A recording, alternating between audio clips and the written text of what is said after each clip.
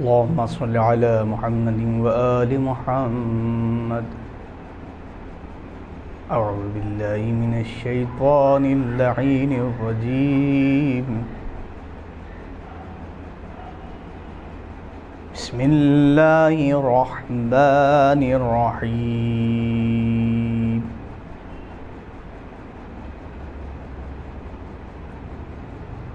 فإنما يسرناه بلسانك لعلهم يتذكرون.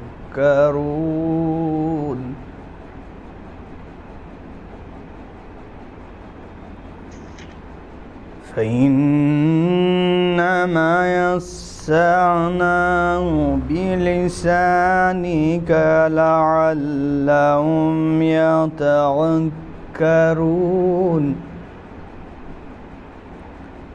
فارتقب إنهم مرتقبون.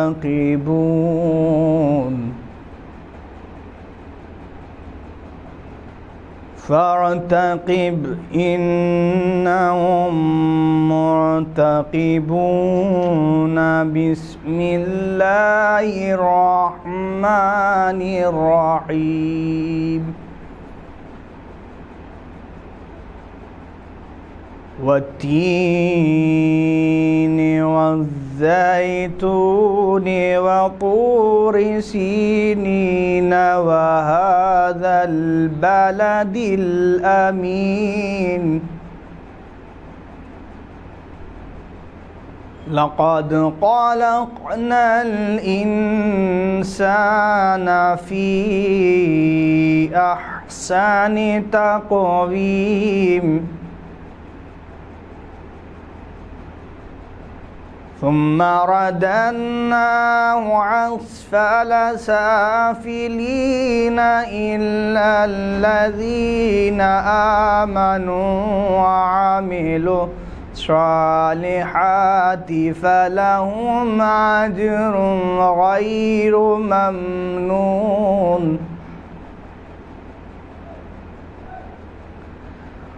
والتين والزيتون وطور سينين وهذا البلد الأمين.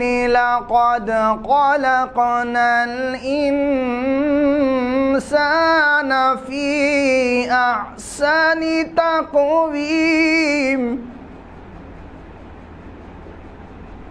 ثم رددناه أسفل سافلين إلا الذين آمنوا وعملوا الصالحات فلهم أجر غير ممنون. فما يكذبك بعد بالدين. أليس الله بأحكم الحاكمين.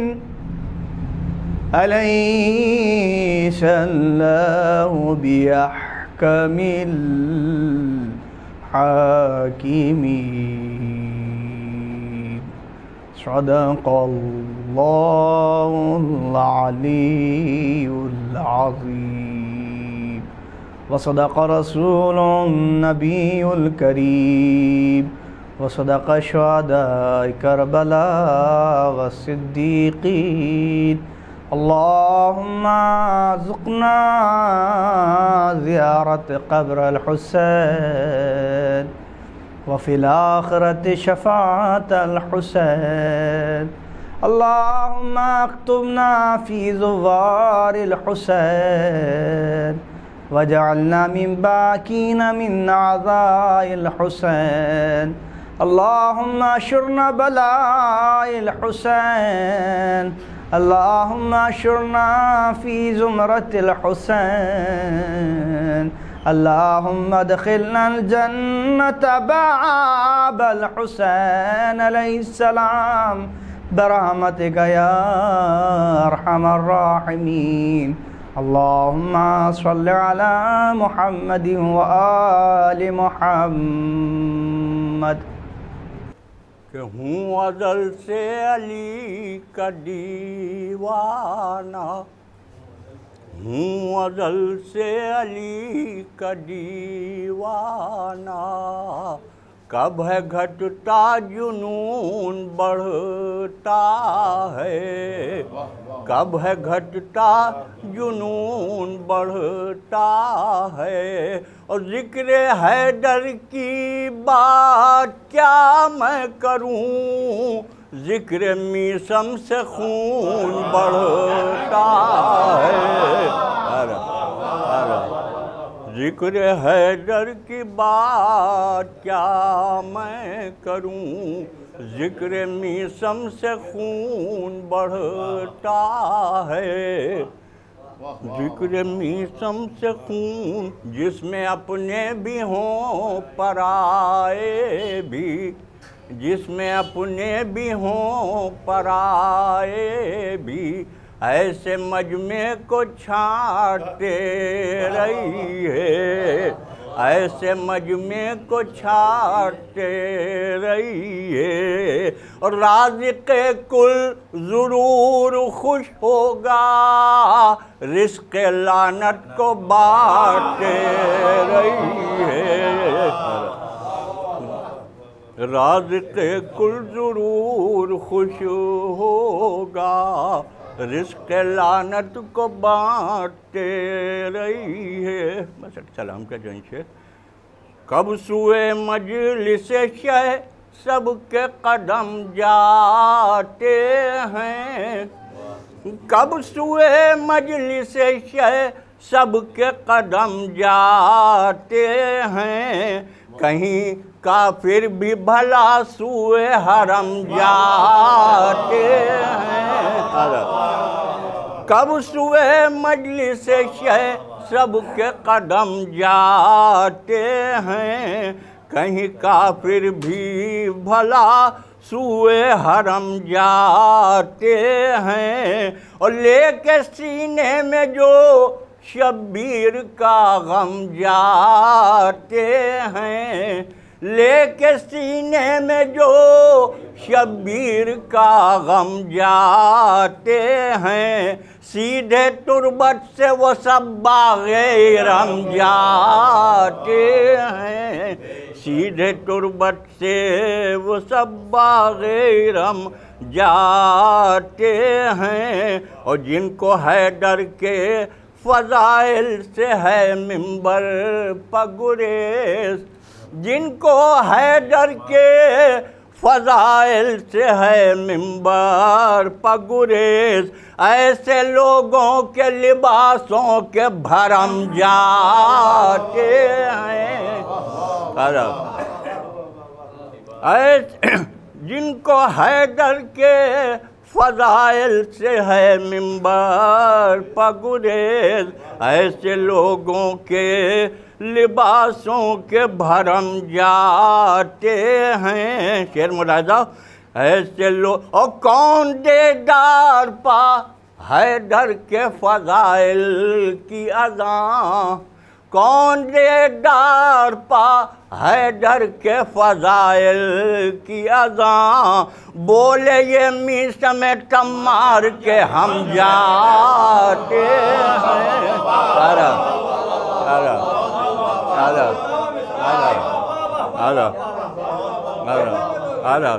کون دیدار پا حیدر کے، کون دیدار پا حیدر کے فضائل کی اذاں، بولے یہ میثم تمار کے ہم جاتے ہیں، بولے یہ میثم تمار کے ہم جاتے ہیں، اور مدح خانوں کی زبان کرتی ہے تلوار کا کام، مدح خانوں کی زبان کرتی ہے تلوار کا کام، جب خلاف شہ مظلوم قلم جاتے ہیں، جب خلاف غم شہ مظلوم قلم جاتے ہیں، اور آتی جس سمت سے ہے ذکر علی کی خوشبو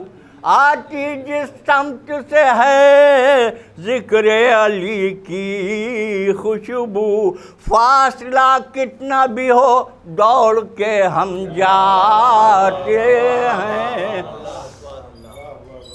آتی جس سمت سے ہے ذکر علی کی خوشبو فاصلہ کتنا بھی ہو دوڑ کے ہم جاتے ہیں اور میری آنکھوں سے نہیں بہتے ہیں یہ اشک عزا میری آنکھوں سے نہیں بہتے ہیں یہ اشک عزا بزم زہرا میں نمائندہ غم جاتے ہیں بزم زہرا میں نمائندہ غم جاتے ہیں اور مدح مولا کے سبب ملتی ہے ذات جاز مدح مولا کے سبب ملتی ہے ذات جاز کسی محفل کسی مجلس میں جو ہم جاتے ہیں کسی محفل کسی مجلس اعوذ باللہ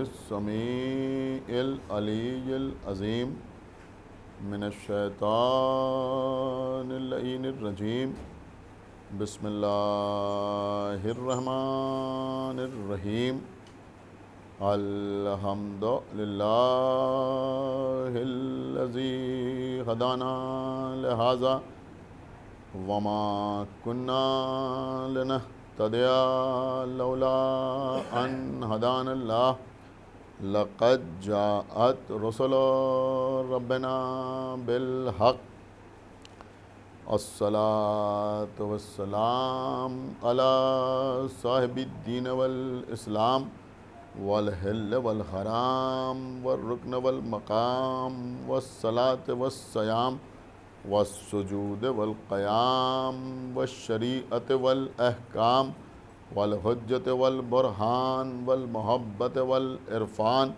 والحق والبیان والکتاب والقرآن سیدنا و نبینا و شفیعنا و مولانا و مولا الثقلین جد الحسن والحسین ابی القاسم محمد وعلی اہل بیتہ الطیبین الطاہرین المعصومین المظلومین المنتخبین المنتجبین الذین اذہب اللہ عنہم الرجس وطہرہم تطہیرا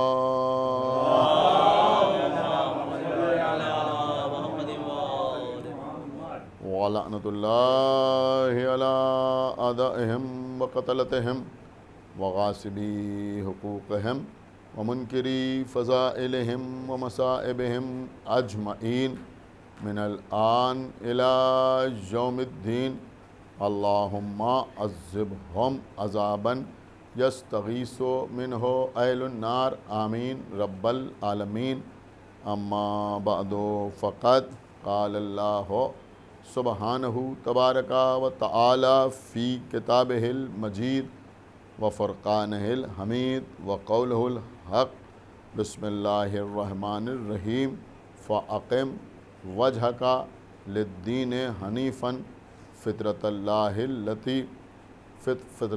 التی فطر الناس علیہا صلوات پڑھیں بر محمد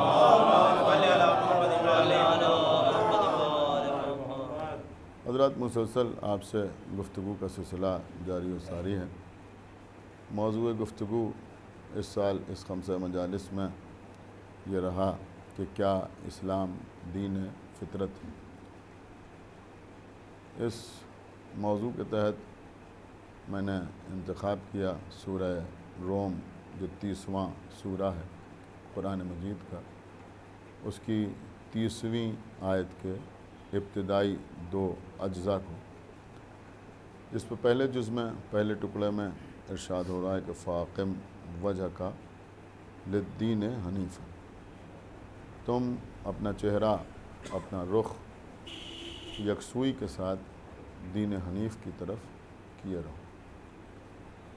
فطرت اللہ التی فطر الناس علیہا، اور اللہ کی بنائی ہوئی فطرت پر گامزن رہو، عمل کرتے رہو، جس پر اللہ نے تمام انسانوں کو خلق کیا۔ اس کے بعد کا جو ٹکڑا ہے اس میں ارشاد ہو رہا ہے کہ لا تبدیل لخلق اللہ، اللہ کی خلقت میں تبدیلی کی کوئی گنجائش نہیں۔ ذالک دین القیم، یہی سیدھا اور سچا دین ہے۔ ایک صلوات پڑھیں بر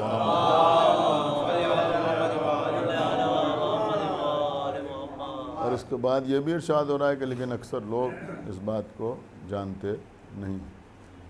اس کا مطلب یہ ہوا کہ دین فطرت، دین قیم، فطرت اللہ، فطر الناس، دین حنیف، یعنی میں سمجھتا ہوں کہ ایک آیت میں اللہ نے بہت سے مضامین بیان کر دیے، اور یہ بات بھی ہماری سمجھ میں آئی کہ حقیقت میں جو دین حنیف ہے وہی دین فطرت ہے۔ کل کی مجلس میں نے آپ کی خدمت میں عرض کیا تھا کہ سب سے پہلے حنیف کا لفظ جو استعمال ہوا وہ جناب ابراہیم کے لیے استعمال ہوا، اس لیے کہ یہودی یہ کہتے تھے کہ ابراہیم یہودی ہیں، اور نصرانی یہ کہتے تھے کہ ابراہیم نصرانی ہیں۔ تو اللہ نے قرآن میں واضح کیا کہ ابراہیم نہ یہودی تھے نہ نصرانی تھے۔ دیکھیں ظاہر سی بات ہے کہ جب کوئی شخص کسی بلند منزل پر فائز ہوتا ہے تو ہر آدمی اس کو اپنانے کی کوشش کرتا ہے۔ جنگ خندق میں جناب سلمان فارسی کا یہی حال تھا، مہاجر کہہ رہے تھے کہ یہ مہاجر ہیں، انصار کہہ رہے تھے کہ یہ ہم میں سے ہیں۔ تو بالکل وہی مزاج ہے کہ رسول اللہ نے فرمایا سلمان منا اہل البیت۔ ایک صلوات پڑھیں بر محمد و آل محمد۔ اور جب جناب ابراہیم کے سلسلے میں تذکرہ قرآن مجید میں ہوا تو وہاں بھی اللہ نے کہا کہ نہ وہ یہودی تھے اور نہ وہ عیسائی تھے، ولیکن کانا حنیفاً مسلماً۔ ایک صلوات پڑھیں بر محمد و آل محمد۔ بلکہ ابراہیم حنیف مسلم تھے۔ دیکھیں تھوڑی تھوڑی چیزیں رہ گئی ہیں، چیدہ چیدہ میں آپ کی خدمت میں عرض کر دوں، اس لیے کہ آخری مجلس ہے اور موضوع بھی کسی حد تک مکمل ہو جائے۔ کل کی مجلس میں نے آپ کی خدمت میں عرض کیا تھا کہ پیغمبر اسلام کی جو حدیث ہے اس کا یہ قطعی مطلب نہیں ہے کہ ہر بچہ فطرت اسلام پہ پیدا ہوتا ہے تو جو بچہ دنیا میں پیدا ہو وہ پیدا ہوتے ہی کلمہ پڑھنے لگے، لا الہ الا اللہ کہنے لگے، محمد رسول اللہ کہنے لگے یا سجدے کرنے لگے، بلکہ پیغمبر کے کہنے کا، پیغمبر کی حدیث کا مقصد، مطلب، مفہوم یہ ہے کہ دنیا میں جو بچہ پیدا ہوتا ہے اللہ اس کو یہ صلاحیت عطا کرتا ہے کہ وہ دین اسلام کو قبول کر سکے۔ صلوات پڑھیں بر محمد و آل محمد۔ اور اسی کی طرف اشارہ ہے کہ ہر بچہ فطرت اسلام پر پیدا ہوتا ہے۔ بہت توجہ کے ساتھ آپ سماعت فرمائیں۔ دیکھیں میں اپنی بات کی تائید کے طور پر آپ کی خدمت میں سورہ انسان یعنی سورہ دہر کی ابتدائی آیتیں پیش کرنا چاہوں گا جس سے میری بات کی تصدیق ہو رہی ہے۔ خداوند عالم ارشاد فرما رہا ہے سورہ دہر میں، کیا ارشاد فرما رہا ہے؟ بسم اللہ الرحمن الرحیم، هل اتی علی الانسان حین من الدہر لم یکن شیئا مذکورا، کہ کیا انسان پر ایک وقت ایسا نہیں تھا کہ جب وہ قابل ذکر نہیں تھا، اس کا کوئی تذکرہ نہیں تھا۔ اس کے بعد ارشاد ہو رہا ہے انا خلقنا الانسان من نطفۃ امشاج نبتلیہ فجعلناہ سمیعا بصیرا، اللہ کہہ رہا ہم نے انسان کو مخلوط یعنی ملے جلے نطفے سے پیدا کیا اور ہم نے اسے سمیع اور بصیر بنایا۔ سمیع کا مطلب کیا ہوا؟ سننے والا بنایا۔ بصیر کا مطلب کیا ہوا؟ دیکھنے والا بنایا۔ لیکن اکثر علماء نے تحریر کیا ہے کہ یہ الفاظ استعمال ہوئے سمیع اور بصیر، لیکن اگر اس کا اصطلاحی طور پر ترجمہ کیا جائے تو وہ ترجمہ یہ ہوگا کہ ہم نے انسان کو سمجھ بوجھ والا بنایا۔ ایک صلوات پڑھیں بر محمد و آل محمد۔ دیکھیں میں سمجھتا ہوں کہ اس موضوع کو سمجھنے کے لیے اس سے بہتر کچھ اور نہیں ہو سکتا۔ اللہ کہہ رہا ہے کہ ہم نے انسان کو مخلوط نطفے سے پیدا کیا اور ہم نے اسے سمجھ بوجھ والا بنایا۔ اب جب اللہ نے انسان کو یہ صلاحیت عطا کر دی کہ وہ سمجھ بوجھ والا ہے، تب اللہ نے اعلان کیا انا ہدیناہ السبیلا اما شاکرم و اما کفورا، یعنی پہلے اللہ نے یہ صلاحیت عطا کر دی کہ تم ہدایت قبول کر سکو۔ صلوات پڑھیں بر محمد و آل محمد، ایک صلوات اور پڑھیں بر محمد و آل محمد۔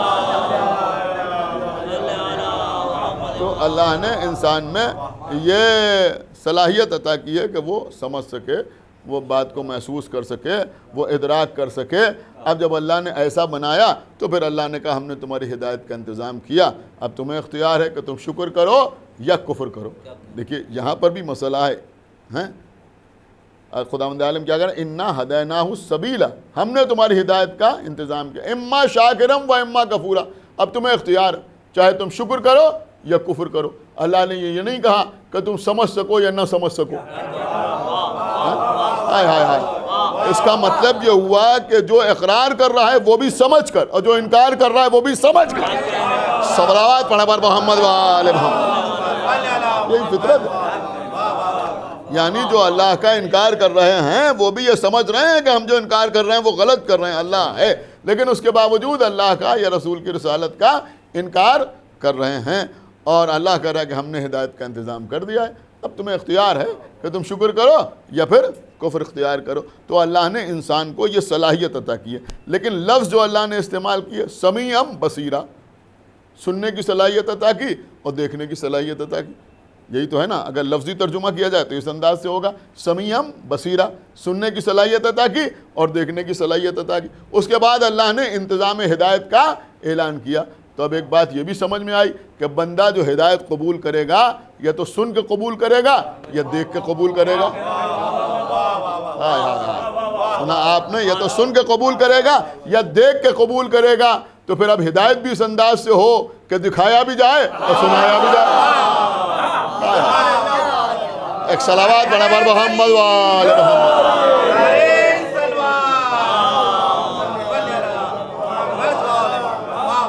میرے خیال میں آپ کے ذہن وہیں پہنچ گئے جہاں پہنچنا چاہیے، جہاں رسول اللہ من کنتو مولا کہہ کے سنا بھی رہے ہیں، ہاتھوں پہ اٹھا کے دکھا بھی رہے ہیں۔ صلوات پڑھیں بر محمد و آل محمد۔ لیکن دیکھیے قبلہ قرآن مجید کا ترجمہ الگ الگ علماء نے کیا ہے، اور بعض جگہ پر تھوڑا سا فرق کے ساتھ بھی کیا ہے۔ میں نے شاید پرسوں یا کل کسی مجلس میں آپ کی خدمت میں عرض کیا تھا کہ یہ سورہ روم کی 30ویں آیت کے جن ٹکڑوں کی تلاوت کے شرف میں آپ کے سامنے حاصل کر رہا ہوں، اس کا بڑا زبردست ترجمہ مولانا فرمان علی صاحب قبلہ نے کیا ہے۔ ایک صلوات پڑھیں بر محمد۔ دیکھیں پہلا ٹکڑا کیا ہے، پہلا ٹکڑا کیا ہے، فَأَقِمْ وَجْهَكَ لِلدِّينِ حَنِيفًا، اس میں لفظ آیا دین حنیف، دین حنیف۔ اب عام طور پہ لوگوں نے حنیف کا ترجمہ کر دیا خالص، اکثر، اور خاص طور سے اہل سنت کے مترجمین نے حنیف کا ترجمہ کر دیا خالص، آپ میری طرف متوجہ رہیں، اس کا ترجمہ کر دیا خالص۔ لیکن دین حنیف، تو دین حنیف کہتے کسے ہیں؟ بہت توجہ کے ساتھ سنیے، یہ جناب ابراہیم کا تذکرہ میں بار بار دین فطرت کے سلسلے میں یوں ہی نہیں کہہ رہا ہوں۔ جناب ابراہیم کو حنیف سب سے پہلے آپ کو معلوم ہے کس نے کہا؟ جناب ابراہیم کو حنیف سب سے پہلے اغیار نے کہا، سب سے پہلے دشمنوں نے کہا۔ آپ کو پتہ ہے کیوں کہا؟ اس لیے کہا کہ وہ بت پرستی کرتے تھے اور جناب ابراہیم بت پرستی نہیں کرتے تھے، تو کیونکہ جناب ابراہیم ان کے بتوں سے کترائے رہتے تھے، الگ رہتے تھے، کیا سننا، ان سے الگ رہتے تھے، لہذا انہوں نے جناب ابراہیم کو حنیف کہنا شروع کر دیا۔ لیکن اللہ نے بھی جناب ابراہیم کو حنیف اسی لیے کہا کہ دیکھو تم تو تنزن کہہ رہے ہو، کیا سننا، لیکن بتوں سے کترانا، ان سے الگ رہنا، سمجھ رہے ہیں آپ، ان سے جدا رہنا، ان کی پرستش نہ کرنا، تو اگر تم حنیف کہہ رہے ہو تو ٹھیک ہے، ہم حنیف ہیں، ہم حنیف ہیں۔ اب آپ نہ سمجھیں گے تو کون سمجھے گا؟ جن معنی میں بت پرستوں نے ابراہیم کو حنیف کہا، انہی سے ملتے جلتے معنی میں لوگوں نے ہم کو رافضی کہا۔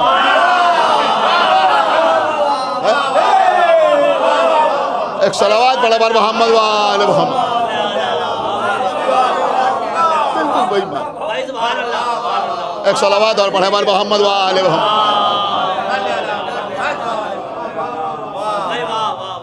غور کیا آپ نے، انہی معنی میں ہمیں رافضی کہا گیا۔ اس کا مطلب یہ ہوا کہ جیسا تانا ابراہیم کو دیا گیا ویسا ہی طنز ہم پہ کیا گیا۔ تو اللہ نے کہا ٹھیک ہے، جیسا طنز ان پہ ویسا طنز تم پہ، تو تم بھی شیعہ اور وہ بھی شیعہ۔ صلوات پڑھا پر محمد وآل محمد۔ تم بھی شیعہ،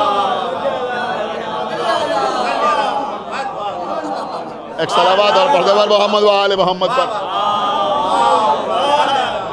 دیکھئے استاد شعراء جناب اجازتی صاحب یہاں تشریف فرمائیں، اور ہمارے حسن فراز صاحب، نیر منجیدی صاحب، اور ہمارے چھوٹے بھائی عباس مہدی افتخاری اور دیگر پڑھے لکھے حضرات یہاں تشریف فرمائیں۔ بڑی قیمتی بات آپ کی خدمت میں عرض کر رہا ہوں، شاید کل ہی میں نے پڑھا تھا، آپ حضرات کے ذہن میں ہوگا کہ جناب ابراہیم کی شان یہ ہے کہ ابراہیم اکیلے ہیں، ابراہیم اکیلے ہیں، لیکن سورہ نحل میں جناب ابراہیم کو امت قرار دیا گیا ہے۔ اِنَّ ابراہیم کانا امتن قانتا، یہی تو کہا گیا نا، اکیلے ابراہیم، ایک، آپ غور نہیں کر رہے ہیں، ایک ابراہیم کو امت قرار دیا گیا۔ اس کا مطلب یہ ہوا کہ یہ تنہا ہیں مگر امت ہے۔ اس میں بہت سی چیزیں کل میں نے آپ کی خدمت میں عرض کی تھی، جیسے بی بی زہرا اکیلی ہیں مگر کوثر ہیں، کل میں آپ کی خدمت میں پڑھ چکا ہوں، لیکن اس وقت ایک بات بالکل الگ سے آپ کی خدمت میں عرض کر رہا ہوں، اور اس یقین کے ساتھ کہ ہو سکتا ہے آپ نے اس سے پہلے سنا نہ ہو یا آپ نے غور نہ کیا ہو۔ ابراہیم کی شان کیا ہے کہ یہ اکیلے ہیں مگر امت ہے، یعنی واحد بھی ہیں اور جمع بھی ہیں، واحد بھی ہیں اور جمع بھی ہیں۔ اللہ نے انہیں شیعہ کہا، شیعہ لفظ کی شان بھی یہی ہے، یہ واحد بھی ہے جمع بھی ہے۔ صلوات پڑھے پر محمد وآل محمد۔ ایک صلوات اور پڑھے پر محمد وآل محمد، ایک لفظ، ایک صلوات اور پڑھے پر محمد وآل محمد۔ تو بہرحال یہ تھوڑی سی تمہید اس لیے تھی کہ مولانا فرمان علی صاحب نے جو ترجمہ کیا ہے اس کے اوپر آپ غور فرمائیں۔ تو مولانا فرمان علی صاحب نے جو اس کا ترجمہ کیا ہے، ابھی مقبول احمد صاحب نے جو لکھا وہ بھی میں آپ کی خدمت میں عرض کروں گا، اور انشاءاللہ اسی کے اوپر مجلس تمام ہو جائے گی۔ مولانا فرمان علی صاحب نے لکھا یہ جو ہے فَأَقِمْ وَجْهَكَ لِلدِّينِ حَنِيفًا فِطْرَةَ اللَّهِ الَّتِي فَطَرَ النَّاسَ عَلَيْهَا۔ انہوں نے لکھا کہ یہ جو پہلا ٹکڑا ہے اس پہ خداوند عالم حکم دے رہا ہے کہ لہذا تم باطل سے کترا کے دین کی طرف متوجہ ہو جاؤ۔ کچھ غور کیا آپ نے یا نہیں غور کیا؟ اور اس کے بعد کہا جا رہا ہے کہ یہی اللہ کی فطرت ہے۔ آپ نے شاید بالکل غور نہیں کیا میں کیا عرض کر گیا، یعنی یہ دین حنیف کے سلسلے میں انہوں نے یہی لکھا، انہوں نے لکھا کہ باطل سے کترا کے دین کی طرف متوجہ ہو جاؤ۔ اس کا مطلب یہ ہوا، کترانے کا مطلب کیا ہوتا ہے کہ باطل کی طرف سے منہ پھیر لو، باطل کی طرف سے منہ پھیر لو اور دین کی طرف متوجہ ہو جاؤ۔ یہی اللہ کی فطرت ہے، اور اسی پر اللہ نے تمام انسانوں کو خلق کیا ہے۔ اب سمجھ میں آیا آپ کی دین فطرت کیا ہے؟ یہ کترانا کیا ہے؟ ارے بھیا اسی کترانے کو تو تبرہ کہتے ہیں۔ ایک صلوات پڑھے پر محمد وآل محمد۔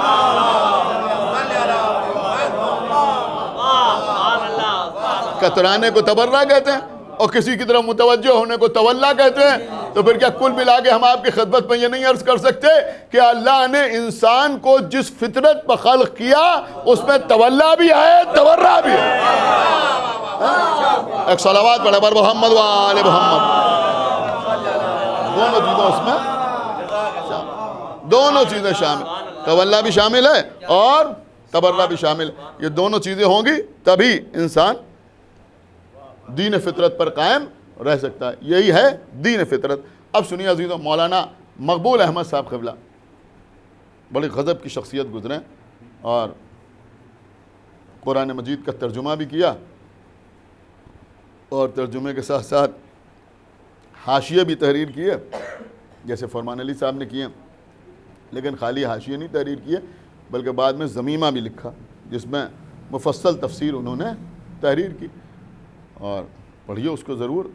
اور جو کچھ انہوں نے لکھا ہے وہ جید علماء کے حوالے سے اور اقوال معصومین کی روشنی میں لکھا ہے، کچھ اپنی طرف سے نہیں لکھا ہے، اس لیے کہ ہمارے یہاں تفسیر بالرائے جو ہے وہ حرام سمجھی جاتی ہے۔ تو بہرحال ان کے ضمیمے کی بات نہیں کر رہا ہوں، لیکن جہاں انہوں نے ترجمہ لکھا ہے، جہاں حاشیے تحریر کیے ہیں، وہاں انہوں نے تحریر کیا ہے۔ کس سلسلے میں تحریر کیا ہے؟ میں سمجھتا ہوں کہ اسی کے اوپر سمجھ لیجئے موضوع کا اختتام ہو رہا ہے۔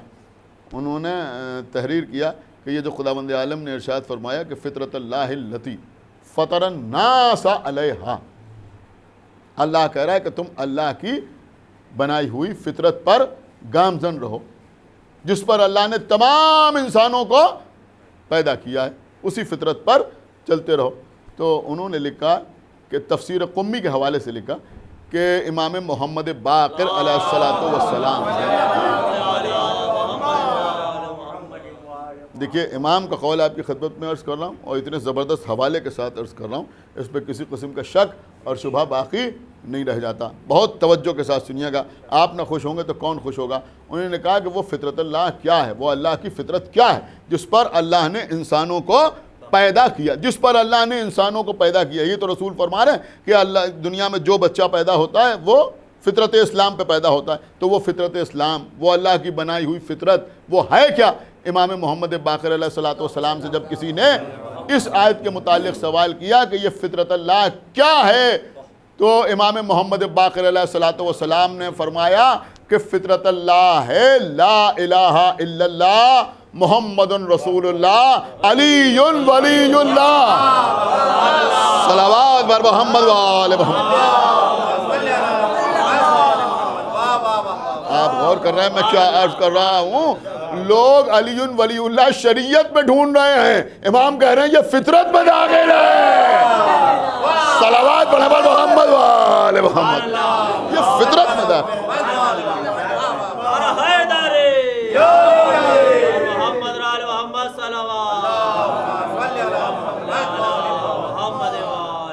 بس عزیز میں سمجھتا ہوں کہ موضوع بھی مکمل ہو گیا۔ یہی دین فطرت ہے،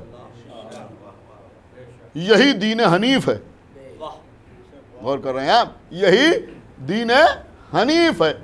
اب لوگ ہم سے کہتے ہیں صاحب پھر ٹھیک ہے علی ولی اللہ تک رہیے، یا آپ خلیفتہ بلا فصل تک کیوں چلے جاتے ہیں؟ خلیفتہ بلا فصل تک، اب دیکھیں یہ سمجھنا صرف آپ کا کام ہے، پہلے سے ذہن میں نہیں تھا۔ یہ خلیفتہ بلا فصل تک اس لیے چلے جاتے ہیں کہ اللہ نے حکم دیا ہے کہ حق کی طرف رجوع کرو، باطل سے کترا کرو۔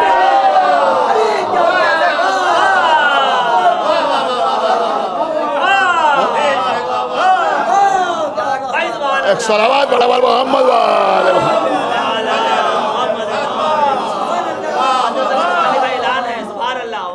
ایک صلوات اور بڑھ دے بر محمد و آل محمد۔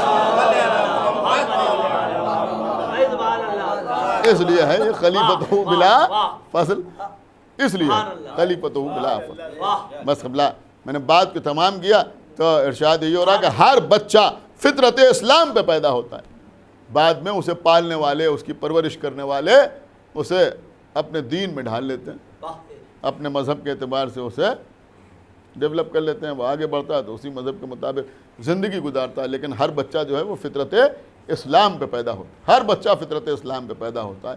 تو اب عزیزوں یہ بات سمجھ لیجئے کہ اگر کوئی لا الہ الا اللہ نہیں کہہ رہا ہے تو یہ سمجھ لیجئے کہ یہ بھی پرورش کی کمی ہے۔ کیا سن رہے ہیں آپ؟ اور اگر کوئی محمد رسول اللہ نہیں کہہ رہا ہے تو یہ بھی تربیت کی کمی ہے۔ اب اگر کوئی لا الہ الا اللہ اور محمد رسول اللہ کہہ کے علی ولی اللہ نہیں کہہ رہا ہے تو یہ سمجھ لیجئے یہ بھی ماں باپ کی خطا ہے۔ ایک صلوات بر محمد و آل محمد۔ یہ بھی اللہ نے تو انسان کی فطرت میں لا الہ الا اللہ بھی رکھا ہے، محمد رسول اللہ بھی رکھا ہے، علی ولی اللہ بھی رکھا ہے۔ تو ہر بچہ فطرت اسلام پر پیدا ہوتا ہے۔ عزیزوں بہرحال آپ نے سنا، آپ کا بہت بہت شکریہ، روزانہ آپ حضرات تشریف لائے، اور جو لوگ آن لائن مجلس کو ملاحظہ فرما رہے ہیں ان کی خدمت میں بھی میں نے چند باتیں عرض کرنے کی کوشش کی، لیکن خدا جانے کیوں اس وقت میرا دل چاہ رہا ہے کچھ نکات ایسے ہوتے ہیں جو خود بہت اچھے لگتے ہیں۔ جیسے اکثر شعراء کلام پڑھتے ہیں، انہوں نے کہا بھائی اپنے ہی کلام میں انہوں نے کہا یہ ہمارا پسندیدہ شعر ہے۔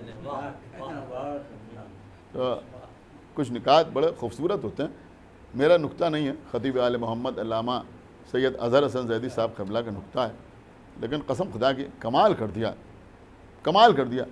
انہوں نے فرمایا کہ ہر بچہ فطرت اسلام پہ پیدا ہوتا ہے، ہر بچہ کہیں پیدا ہو، وہ بچہ فطرت اسلام پر پیدا ہوتا ہے۔ یہ اللہ کے رسول ارشاد فرما رہے ہیں۔ لیکن لوگوں کی فطرت یہ ہے کہ بچہ جس گھر میں پیدا ہو اس کو اسی مذہب کا نام دے دیتے ہیں. اگر بچہ یہودی کے گھر میں پیدا ہو تو بچے کو کہتے ہیں یہ یہودی ہے. بھئی آپ نے دیکھا ہوگا کہ جب مذہبی یا فرقہ وارانہ فسادات ہوتے ہیں تو چھوٹے چھوٹے بچوں کو بھی لوگ قتل کر دیتے ہیں. تو کیا سوچ کے قتل کر دیتے ہیں؟ ہر بچہ فطرت اسلام پہ پیدا ہوتا ہے، یہی تو سمجھتے ہیں نا. اگر یہودی کے گھر میں پیدا ہوا تو یہ بچہ یہودی ہے، اگر عیسائی کے گھر میں پیدا ہوا تو یہ بچہ عیسائی، اگر ہندو کے گھر میں پیدا ہوا تو لوگ کہتے ہیں ہندو ہے، مسلمان کے گھر میں پیدا ہوا تو لوگ کہتے ہیں مسلمان، شیعہ کے گھر میں پیدا ہو ان کا شیعہ ہے، سنی کے گھر میں پیدا ہو ان کا سنی ہے. جس گھر میں بچہ پیدا ہو لوگ اسی مذہب کا نام اس بچے کو دے دیتے ہیں.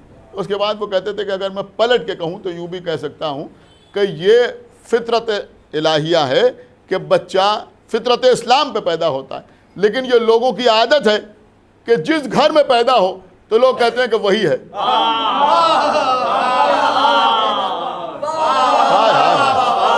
آپ نے کچھ غور ہی نہیں کیا ہے. اب اگر بچہ یہودی کے گھر میں پیدا ہوا لوگوں نے کہا وہی ہے،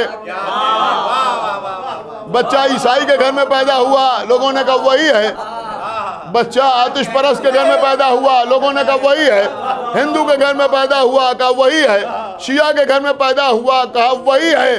تو اب اگر کوئی بچہ اللہ کے گھر میں پیدا ہو اور کوئی قوم کہے کہ وہی ہے، صلوات و محمد و آل محمد.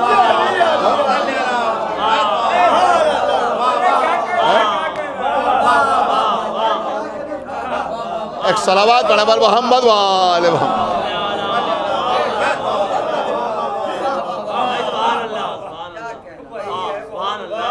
ایک صلوات اور پڑھ دے بر محمد و آل محمد. تو اب یہ تو لوگوں کی عادت ہے نا، لوگوں کی عادت ہے، اس کے علاوہ کچھ اور نہیں ہے. بس مجلس تمام ہو رہی ہے. تو عزیزوں الحمدللہ کہ اللہ نے ہمیں ولایت امیر المومنین پر پیدا کیا، اور یہی ہماری پہچان ہے، اسی سے ہم پہچانے جاتے ہیں. یہ عزائے امام حسین علیہ الصلوۃ والسلام اور ولایت امیر المومنین، یہ دو پہچانیں، ان کو کبھی اپنے ہاتھ سے جانے نہ دیجیے گا. ایک تو مولا علی کی ولایت، اور دشمن کا سب سے زیادہ حملہ اسی کے اوپر. قسم خدا کی عزیزوں مجھے حیرت ہوتی ہے، کبھی نماز پڑھانے والا مصلی پر کھڑے ہو کے نماز کی مخالفت نہیں رکھ رہا، حج میں جانے والا احرام کرتے ہوئے حج کی مخالفت نہیں کرتا، لیکن ہم سمجھتے ہیں کہ یہ مظلوم کی عزاداری کی مظلومیت ہے کہ جو عزا کے نام پہ ممبر پہ آتے ہیں وہ بھی عزا کی مخالفت کرتے ہیں. عجیب عجیب قسم کی لوگ باتیں کرتے ہیں. انہوں نے کہا صاحب آپ مجلس کر رہے ہیں. دیکھیں عزیزوں عام طور پر دنیا میں لوگ کیا بک رہے ہیں، ہم بہت زیادہ کوشش نہیں کرتے ہر ایک کا جواب دینے کی، اس لیے کہ ہم اپنے بچپن سے دیکھ رہے ہیں یہ سب ہوتا چلا آیا ہے اور ہوتا رہے گا. اور عزائے امام حسین علیہ الصلوۃ والسلام پر کسی کے بھونکنے سے کوئی فرق پڑنے والا. لیکن ایک بات ہے میں عرض ضرور کروں گا آپ کی خدمت میں کہ لوگ مقدس لباس پہن کر ممبر پہ آتے ہیں اور ممبر پر مجلس پڑھ رہے ہیں. آپ سوچئے پڑھ بھی رہے ہیں مجلس، ارے بھائی تم کسی جلسے میں تقریر نہیں کر رہے ہو، سمجھ رہے ہیں؟ تم کوئی خطبہ نہیں دے رہے ہو، مجلس پڑھنے کے لیے آئے ہو ممبر پر، سمجھ رہے ہیں؟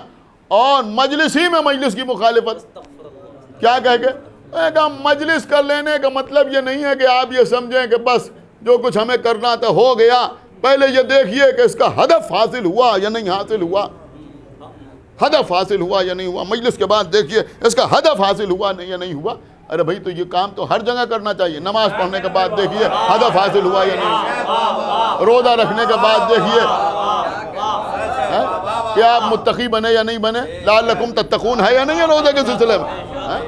حج کے بعد بھی دیکھیے کہ ہدف حاصل ہوا یا نہیں حاصل ہوا. ہر معاملے میں دیکھیے کہ ہدف حاصل ہوا یا نہیں حاصل ہوا. اور بے شک دیکھنا ضروری ہے، بے شک دیکھنا ضروری ہے. نماز پڑھنے کے بعد یہ دیکھنا ضروری ہے کہ نماز پڑھنے سے ہمارے گناہوں میں کمی ہو رہی ہے یا نہیں ہو رہی ہے، ہم بے غیرتی سے دور ہو رہے ہیں یا نہیں ہو رہے ہیں. خداوند عالم کہہ رہا ہے ان الصلاۃ تنہی عن الفحشاء والمنکر ولذکر اللہ اکبر. ہے یا نہیں؟ کہ بے شک ہے. تو کیا کسی مسجد کے باہر ایک لسٹ لگائی جائے کہ جو لوگ مسجد میں نماز پڑھانے کے لیے آ رہے ہیں ان کے گھر میں کوئی عورت بے پردہ تو نہیں ہے؟ اگر ہے تو مسجد میں نہ آئیں. ایک صلوات پڑھا پر محمد و آل محمد. انہوں نے اپنے بھائیوں کا حق دے دیا ہے یا نہیں دے دیا ہے؟ اگر کسی کا حق باقی ہے تو مسجد کے اندر داخل ہونے کی کوشش نہ کریں. گناہ کرتے ہیں یا نہیں کرتے؟ اگر گناہ کرتے ہیں تو قطعاً صف میں شامل نہ ہوں. اگر جھوٹ بولتے ہیں تو نماز پڑھنے کے لیے نہ آئیں. غور نہیں کر رہے ہیں آپ، میں کیا عرض کر رہا ہوں. آپ ہمیں بتائیں کہ نماز کے یہ اہداف ہیں یا نہیں ہیں. کوئی انکار کر دے، غلط کہہ رہا ہوں، کوئی انکار کر دے کہ یہ نماز کے اہداف نہیں ہیں. بھئی ہم تھوڑی کہہ رہے ہیں، قرآن کی آیت ہے ان الصلاۃ تنہی عن الفحشاء والمنکر ولذکر اللہ اکبر. منکر سے مراد گناہ ہے، تو یہ ساری چیزیں گناہ ہیں یا نہیں ہیں؟ تو نماز کا مقصد ہے کہ انسان گناہ سے بچے، بے شک یہی مقصد ہے. لیکن کیا اس بنیاد پر ہر ایک کو نماز پڑھنے سے روک دیا جائے؟ میں کہا بھیا نماز پڑھنے سے نہیں روکا جا سکتا ہے، اس لیے کہ اگر نماز نہیں پڑھے گا تب تو بالکل ہی گناہوں سے نہیں بچے گا. اگر نماز پڑھنا ہے تو گنجائش تو ہے، آج نہیں تو کل. تو بھیا جیسے مسجد میں آنے سے کسی کو نہیں روکا جا سکتا، ایسے ہی فرش ادا پہ آنے سے کسی کو کیسے روکا جا سکتا؟ اب سنیے، وہ کہہ رہے ہیں بانیہ مجلس سے کہ خالی مجلس پڑھ کے، مجلس سن کے یا مجلس کر کے یہ نہ سوچئے کہ مقصد حاصل ہو گیا، بلکہ دیکھیے کہ مجلس کا ہدف حاصل ہوا یا نہیں حاصل ہوا. میں کہوں گا بانیہ نے مجلس سے کہ اگر ایسے لوگوں سے مجلس پڑھوائیں تو بعد میں ان کو نذرانہ نہ دیں، کہیں جب ہدف حاصل ہو جائے گا تو نذرانہ دیں.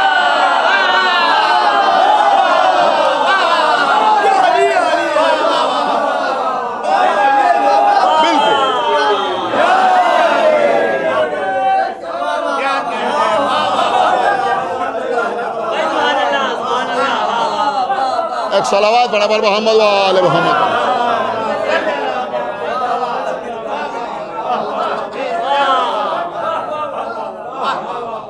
دیکھیے دماغ ٹھکانا آ جائے. ایک صلوات پڑھا پر محمد و آل محمد.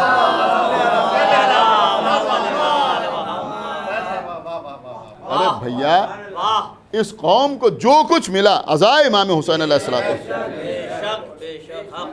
یہ اٹھنے بیٹھنے کی تہذیب، تمیز، بولنے کا طریقہ، گفتگو کا سلیقہ،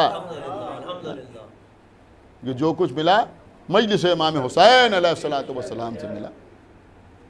ہم نے یہ کبھی نہیں کہا کہ یقیناً جو معیار ہے اور شیعہ کو جیسا ہونا چاہیے ہم ویسے شیعہ ہیں. ہم نے کبھی نہیں کہا، کبھی نہیں کہا، اور کہہ بھی نہیں سکتے.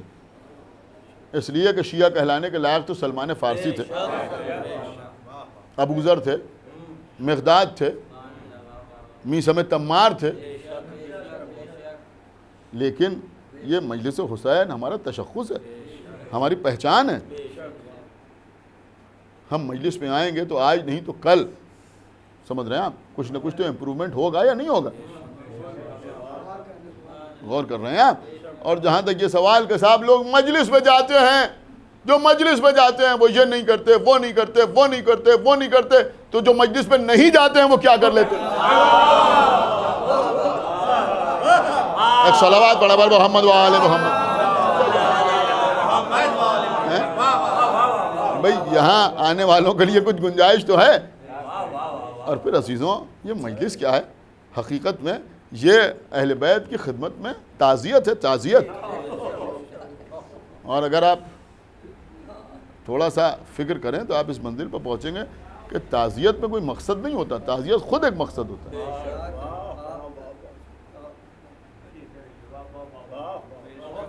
آپ نے جملے کو بڑی آسانی سے سن لیا. تعزیت جو ہے یہ خود ایک مقصد ہوتا ہے.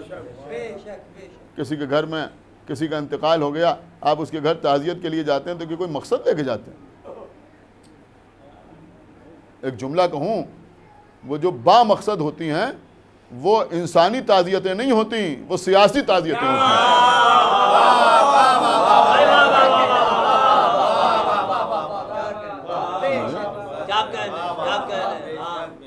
یہ فطرت ہے، غم امام حسین علیہ السلام. اور عزیزوں یہی سبب ہے کہ لوگ جب عزائے حسین کو دیکھتے ہیں تو نہ معلوم کتنا لوگ اس کے توسط سے، اس کے وسیلے سے مشرف با اسلام ہو جاتے ہیں. کائنات میں نہ معلوم کتنے ایسے لوگ ہیں کہ جو امام حسین سے رسول تک پہنچتے ہیں، پہلے عزاداری سے متاثر ہوتے ہیں، اور اس کے بعد جب معلوم ہوتا ہے کہ یہ عزاداری کس کی ہے، کہ کربلا میں نبی کے نواسے کو رلا رلا کے مارا۔ جزاکم اللہ خیر جزا، خدا آپ کو کسی غم میں نہ رلائے سوائے غم امام حسین علیہ السلام کا۔ اس سال یہ مجالس آن لائن منعقد ہو رہی ہیں، لیکن ہر سال ان مجالس میں کسی نہ کسی مجلس میں میں یہ مصائب ضرور پڑھتا تھا۔ دل چاہ رہا ہے کہ آپ کی خدمت میں عرض کر دوں عزیزوں، یہ مجلسیں دیکھیں ہمارے یہاں عام طور پر 3 طرح کی مجلسیں ہوتی ہیں، مردانی مجلس، خواتین کی مجلس۔ یہ مردانی مجلس اس کی ابتدا کب ہوئی؟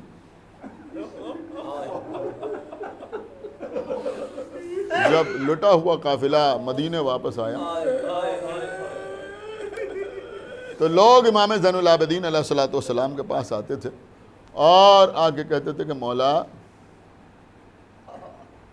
کچھ کربلا کے واقعات سنائیے۔ تو امام کربلا کے مصائب سناتے تھے، لوگ روتے تھے، گریا کرتے تھے۔ اس طرح سے مردانی مجلسوں کی ابتدا ہوئی۔ پھر اس وقت جو شعراء تھے انہوں نے ان واقعات کو نظم کرنا شروع کیا۔ اس طرح سے مرثیہ وجود میں آیا کربلا کے سلسلے کا، اور لوگ مرثیہ خوانی کرنے لگے یا کچھ لوگ نثر میں بیان کرنے لگے۔ اس طرح سے مجلسوں کا سفر آگے بڑھا۔ یہ خواتین کی مجلسیں، زنانی مجلسیں جو ہمارے یہاں کہلاتی ہیں، ان کی ابتدا کہاں سے ہوئی؟ 1 سال سے زیادہ کا عرصہ جب قید خانہ شام میں گزر گیا، کچھ حالات ایسے ہوئے کہ یزید نے امام زین العابدین کو بلایا، اور بلانے کے بعد کہا کہ ہم آپ کو رہا کرنا چاہتے ہیں، آپ یہاں رہیں گے یا مدینے جائیں گے؟ تو فرمایا کہ میں اپنی پھوپھی سے مشورہ کر لوں۔ امام جناب زینب کے پاس آئے، پھوپھی اماں آپ بتائیں کہ آپ یہاں رہیں گی یا مدینے جائیں گی؟ کہا بیٹا سید سجاد ہم جائیں گے تو مدینے، لیکن ابھی تک ہم نے اپنے بھیا کا ماتم نہیں، ایک مکان خالی ہو جائے جہاں ہم اپنے بھیا کا ماتم کر لیں۔ دیکھیں عزیزوں، شہزادی زینب چاہتی تو قید خانے سے روتی ہوئی مدینہ تک آ جاتی، عزا تو تب بھی ہو جاتی، عزا تو تب بھی ہو جاتی، اور شاید ہمارے لیے جلوس عزا کے لیے بہترین دلیل بھی فراہم ہو جاتی۔ لیکن شہزادی زینب نے وہیں مجلسیں کیوں کی؟ وہیں مجلسیں جناب زینب نے اس لیے کی کہ دنیا کو یہ بتا دیں کہ اگر یزید جیسا ظالم بھی ہو، آپ غور کر رہے ہیں، تو وہ بھی عزائے حسین کو روک نہیں سکتا۔ مکان خالی ہوا، بی بی اس مکان میں پہنچی، 7 دن تک امام حسین کا ماتم ہوتا رہا۔ شام کی عورتیں آتی تھیں، جناب زینب مجلس پڑھتی تھیں۔ اب عزیزو جناب زینب کو کوئی ضرورت نہیں تھی روایت بیان کریں، واقعہ بیان کریں، اشارے کریں، نظم میں یا نثر میں مجلس پڑھیں۔ میں سمجھتا ہوں کہ شہزادی زینب کے لیے تو بڑا آسان کام تھا، کبھی ام لیلہ کے بازو پکڑ کے دکھایا، دیکھو یہ ام لیلہ ہیں، علی اکبر مارا گیا۔ کبھی ام فروہ کی طرف اشارہ کیا، یہ میرے بڑے بھائی کی بیوہ ام فروہ ہے، قاسم کا لاشا پامال ہو گیا۔ کبھی کہتی ہوں کہ دیکھو یہ میری بہن ام کلثوم ہے، عباس کے بازو نہر پر قلم ہو گئے۔ کبھی کہتی ہوں کہ دیکھو یہ میرے بھیا کی دوسری بیوہ ام رباب ہے، اس کی گود میں 6 مہینے کا بچہ تھا، پیاسا تھا، میرا بھیا پانی پلانے لے گیا، علی اصغر کو 3 بال کے تیر کا نشانہ بنایا گیا۔ کبھی سر و سینہ پیٹ کے کہتی ہوں کہ دیکھو میں حسین کی بہن زینب ہوں، میرا بھیا کربلا میں 3 دن کا بھوکا پیاسا پس گردن سے دبا کر ڈالا گیا۔ تو عزیزوں یہ مردانی مجلس مدینے میں قائم ہوئی، خواتین کی مجلس شام میں قید خانے کے بعد جب رہا ہوئے تب یہ مجلسیں قائم ہوئی۔ لیکن ہمارے یہاں ایک مجلس اور بھی ہوتی ہے، وہ کون سی مجلس ہوتی ہے؟ کہ بچوں کی مجلس، چھوٹے چھوٹے بچے، کوئی گھر ایسا نہیں ہوگا جہاں یہ مجلس نہ ہوئی ہو۔ گھروں کے چھوٹے چھوٹے بچے اپنے جیب خرچ سے پیسے بچاتے ہیں یا اپنے والدین سے پیسے مانگتے ہیں اور اس کے بعد تبرک لے کے آتے ہیں۔ قسم خدا کی عزیزوں جملہ کہہ رہا ہوں، دنیا میں ہر قوم کے بچے پیسے خرچ کر کے خوشیاں خریدتے ہیں، ہمارے بچے پیسے جمع کر کے عزا کا اہتمام کرتے ہیں، عزا امام حسین کا۔ عزیزوں کوئی بچہ چھوٹا سا بچہ کرتا ہے، کوئی بچہ جیسے ممکن ہوتا ہے ویسے ذاکری کرتا ہے، کچھ بچے ماتم کرتے ہیں، اس کے بعد تبرک تقسیم کرتے ہیں، ایسے ہی تو ہوتی ہے نا بچوں کی مجلس۔ لیکن عزیزوں اس مجلس کو کبھی سبک نہ سمجھیے گا، آپ یہ سمجھیے کہ مردوں کی مجلس سے پہلے خواتین کی مجلس قائم ہوئی، اور خواتین کی مجلس سے پہلے بچوں کی مجلس قائم ہوئی۔ آپ کو معلوم ہے کب؟ جب زندان شام میں شام ہوتی تھی تو حسین کی یتیم بیٹی سکینہ زندان کے دروازے کے پاس آ کے کھڑی ہو جاتی تھی۔ اب شام کے چھوٹے چھوٹے بچے، دمشق کے چھوٹے چھوٹے بچے دور سے بی بی کو دیکھتے تھے، پہلے ایک دوسرے کو دکھاتے تھے، وہ دیکھو وہ بچی قید خانے میں رہتی، ایک نے دوسرے کو دکھایا، دوسرے نے تیسرے کو دکھایا، پھر دھیرے دھیرے وہ بچے قریب آنے لگے، اور قریب آئے اور قریب آئے اور قریب آئے۔ اب آپ بچوں کی فطرت سے واقف ہیں نا، اگر کہیں پر کوئی ایک مرد، ایک عاقل دن بھر کسی چوراہے پر کھڑا رہے تو کوئی اس کے پاس نہیں آئے گا پوچھنے کے لیے کہ تم کیوں کھڑے ہو، لیکن اگر کہیں پر کوئی بچہ تنہا کھڑا ہو، آس پاس بچے ہوں، تو دھیرے دھیرے بچے اس بچے کے پاس جمع ہو جاتے ہیں اور کچھ دیر کے بعد ایک دوسرے سے بے تکلف ہو جاتے ہیں۔ عزیزوں یہاں بھی بچے بی بی سکینہ کے قریب آئے، لیکن ہاں فرق ہوتا تھا، بی بی زندان کی سلاخوں کے ادھر، بچے ادھر۔ اب عزیزوں یہ بچے بی بی سے باتیں کرنے لگے۔ اب میں کیا آپ کو بتاؤں یہ بچے کیا باتیں کرتے تھے، کیا باتیں کرتے تھے یہ بچے۔ کوئی بچہ پوچھتا تھا بی بی تم قید خانے میں کیوں رہتی ہو،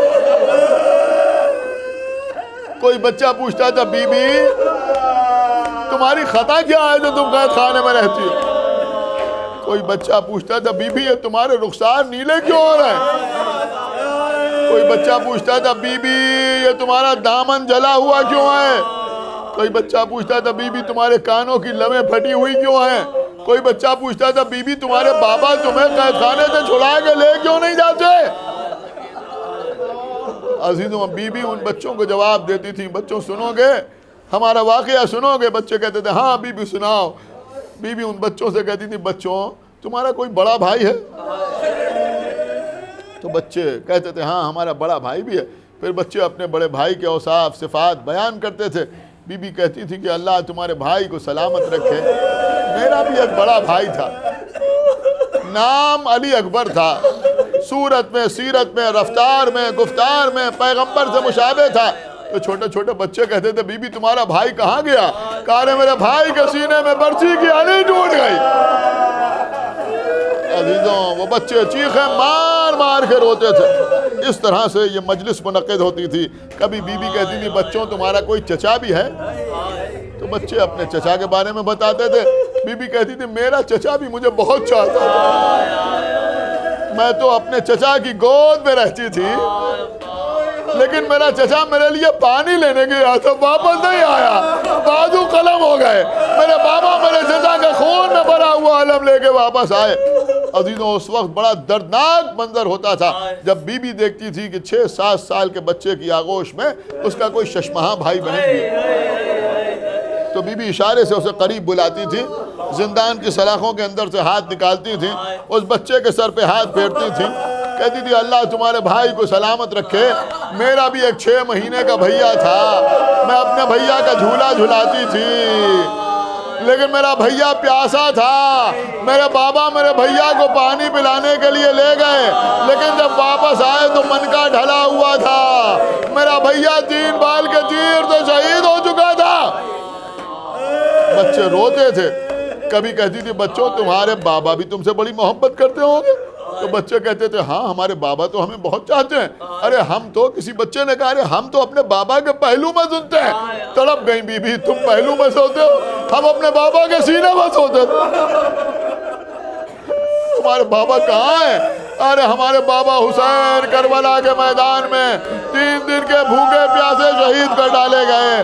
بس مجلس تمام ہو رہی ہے، روزانہ یہ مجالس کا سلسلہ جاری رہا، لیکن ایک دن ایسا بھی آیا کہ یہ ننھے عزادار آگے جمع ہوئے، کچھ دیر انتظار کرتے رہے۔ جب کافی دیر ان کی ذاکرہ نہ آئی تو انہوں نے پکارا اے بی بی کہ آج ہم کو اپنے گھرانے کے مصائب نہ سناؤ گی۔ ہاں عزیزوں کانوں میں زنجیر کی جھنکار کی آواز آئی، کیا دیکھا ایک قیدی چلا رہا ہے، امام زین العابدین قریب آئے، اے بچوں کس کا انتظار کر رہے ہو؟ تمہاری ذاکرہ کل رات اپنے بابا پر روتے روتے اس دنیا